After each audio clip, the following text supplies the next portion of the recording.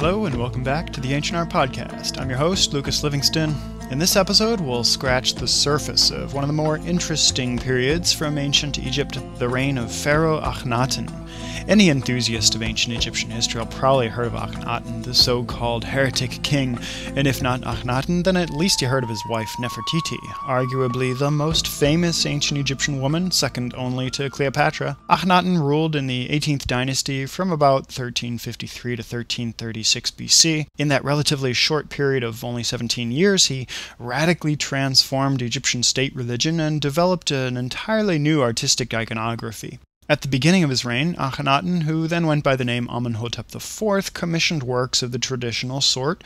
As with many of his predecessors and successors, he built additions to the Temple of Amun at Karnak, decorated in the very traditional canonic Egyptian style. But then in his second or third year, he changed his name from Amenhotep to Akhenaten, which means something like the spirit of Aten. So he stripped the god Amun from his name and replaced it with Aten, the solar deity represented as a disk rather than an anthropoid god. Aten wasn't anything new. His father, King Amenhotep III, already celebrated the cult of Aten, majorly elevating its status, and Aten as the life-giving power of the sun goes back at least as far as the Middle Kingdom.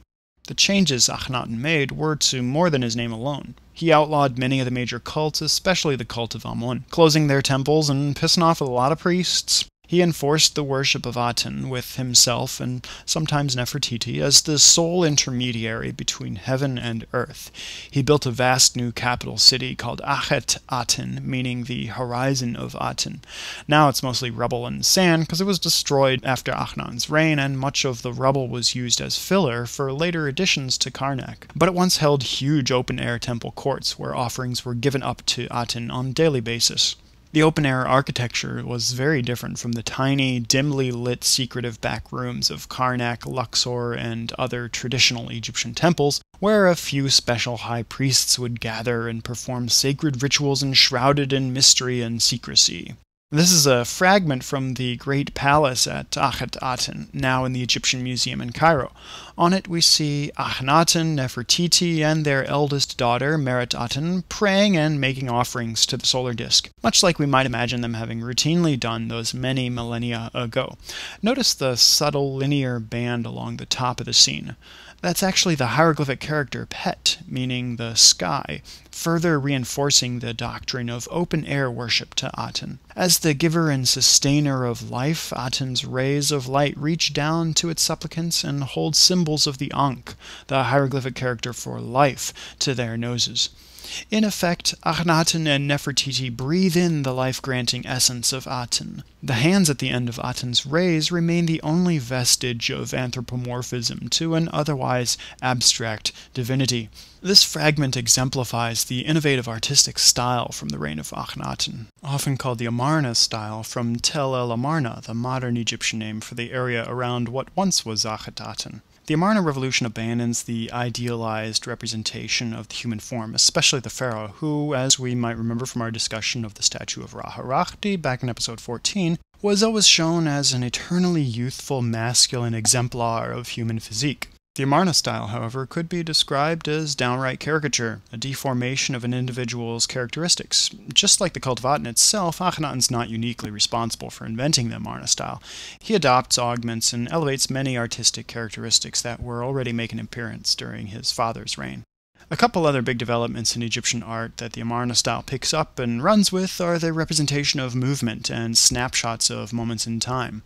More typical of ancient Egyptian religious and royal artwork is a very static, timeless quality, with almost no effort to represent any kind of action among the figures. But in the Amarna style, we definitely feel a sense of movement. Expression of emotions also a big development that Akhenaten adopts from his predecessors. Take, for example, this delightful royal family portrait from the Egyptian Museum in Cairo. Here we see two young princesses cuddling up in the lap of Nefertiti, one daughter affectionately touching her mother's chin. Akhenaten playfully dangles an earring like a piñata before Princess Aten. Note also the comfortable reclining pose that the king takes. I mean, this is a family at leisure, or at least they're acting like for the camera. All the while, the life-giving rays of the Aten shine upon them. This is quite different from classic representations of the royal family, like Menkaure with his wife here at the Boston Museum of Fine Arts. A beautiful piece, and sure, she's holding him with some minuscule degree of affection, but you have to wonder if they slept in the same bed. Of course, then, the summer 2009 issue of Kemet, the popular journal on ancient Egypt, had to go and accuse this lovely relief of Akhenaten and his family of being a modern counterfeit. But at least we still have this very similar example in the Egyptian Museum of Berlin. Check out the article Nefertiti's Final Secret by Rolf Krauss in volume 20, number 2 of Kemet. We also see a big change to the actual stylistic execution of relief carving. The sunken relief carving of the Amarna period is rendered with deeply cut, bold, smoothly flowing contour lines. Particular attention is given to detail, especially in the individual parts of the body, like fingers and toes. Remember back at the end of episode 9, Walk Like an Egyptian, we learned that you never see little toes in Egyptian painting or relief carving. Well, the Amarna period may be the only general exception to this rule. What makes the iconography of the Amarna style most distinctive, however, is the unusual physiology of Akhenaten and others. Instead of the ideal physical specimen of masculinity, Akhenaten's represented with an elongated face and head, full heavy lips, enviably slender waist, spindly limbs, a pendulous belly, and thick rounded thighs. And Pharaoh got back.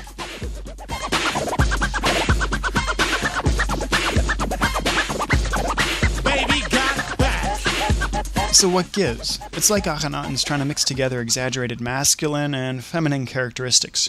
There's absolutely no evidence to back up the idea that Akhenaten may have been physically deformed, although you'll come across a lot of people espousing that misconception. In fact, for many centuries, the ancient god of the Nile's annual flood, Hapi, was represented with breasts and a pregnant belly, yet masculine attire, a typical god's beard, and otherwise generally masculine physique.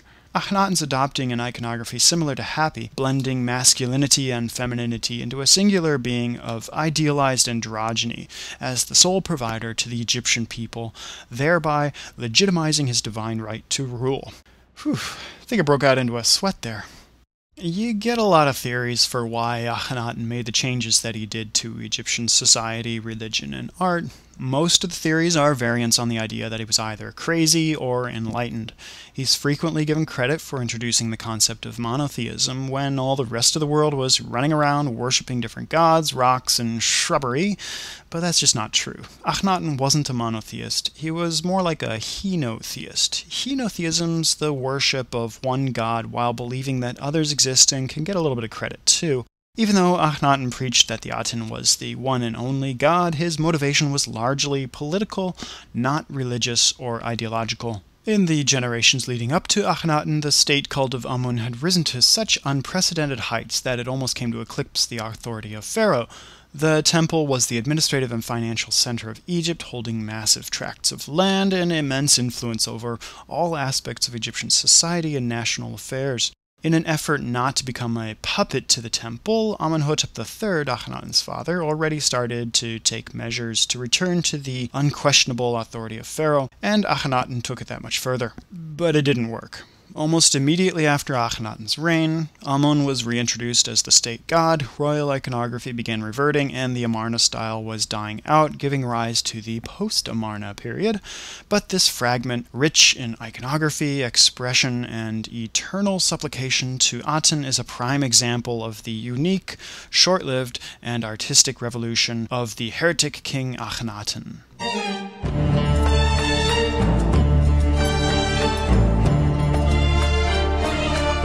Want to learn more? Check out the bibliography in the additional resources section at ancientartpodcast.org. One particularly great resource is the catalog and website to the exhibition Pharaohs of the Sun, Akhenaten, Nefertiti, Tutankhamun from 1999.